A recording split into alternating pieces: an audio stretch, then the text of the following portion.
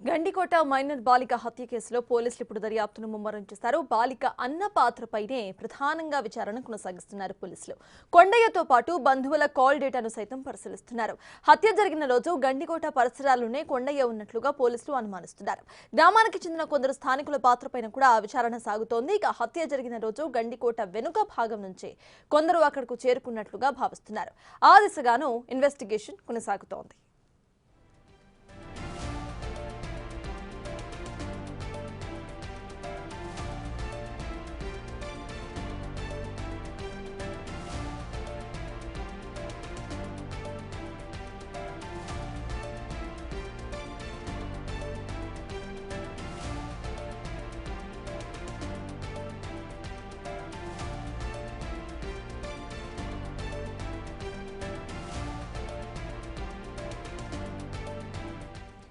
Gandikota minor బాలిక హత్య కేసులో పోలీసులు దర్యాప్తును ముమ్మరం చేశారు.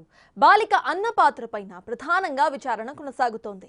కొండయ్యతో పాటు బంధువుల కాల్ డేటాను సైతం పరిశీలిస్తున్నారు. అయితే హత్య జరిగిన ఆ రోజు కొండయ్య సెల్ ఫోన్ సిగ్నల్స్ అన్ని కూడా అక్కడే దొరికినట్టుగా పోలీసులు చెప్తున్నారు. గ్రామానికి చెందిన కొందరు స్థానికుల పాత్రపైన కూడా విచారణ కొనసాగుతోంది.